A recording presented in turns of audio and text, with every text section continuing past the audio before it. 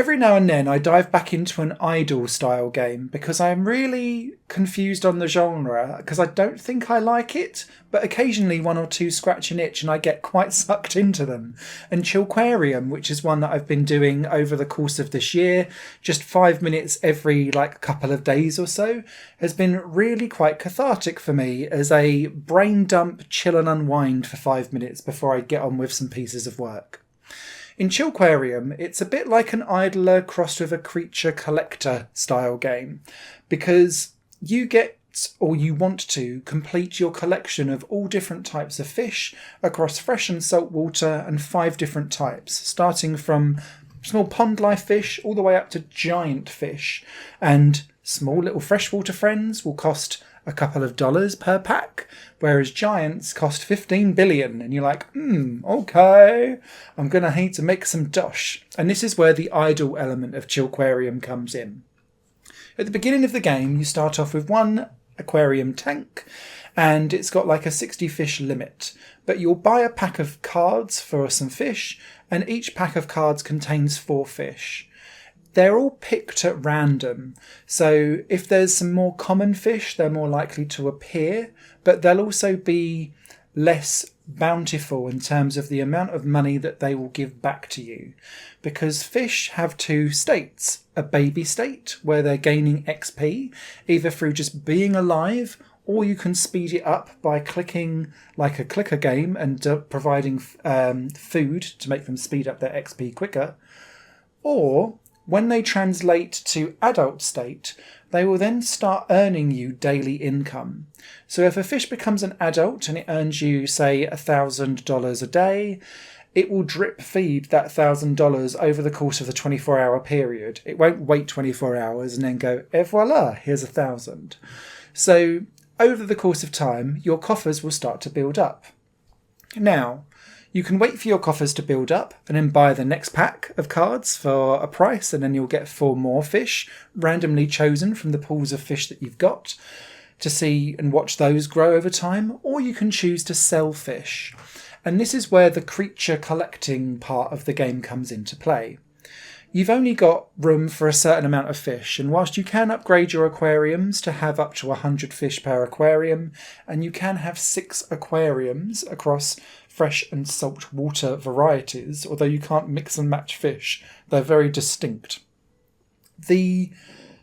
You'll get loads and loads of repeats coming up over and over again. And so what you'll be doing is trying to sell off all of the fish that you probably have found and got too much of, so that you can eventually get your rares, your legendaries, and your mythical fish, which only come up once every so often. And so you're going to have to keep on buying and buying and buying and buying, so that eventually at some point, a bit like a gacha game, you'll get a ping and something juicy will appear, and you'll need to wait for it to hatch and become an adult, so that you can then earn mega bucks.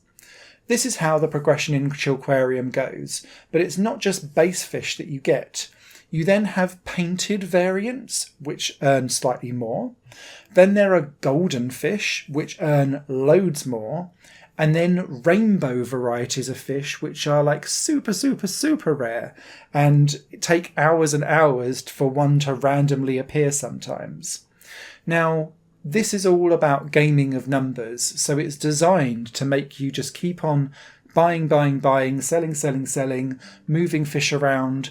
And what I ended up doing was spending the first 2 aquariums of my fresh and saltwater farming fish, buying, selling, and selling. And then whenever I got a golden or a rainbow fish, they would then go into my 3rd units, and that would become like my display aquariums, where I'd be like, look at my golden deliciousness.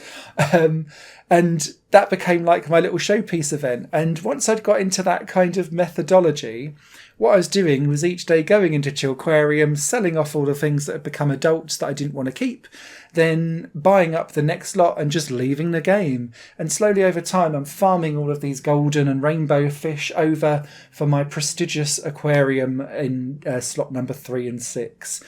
And so it definitely got under my skin.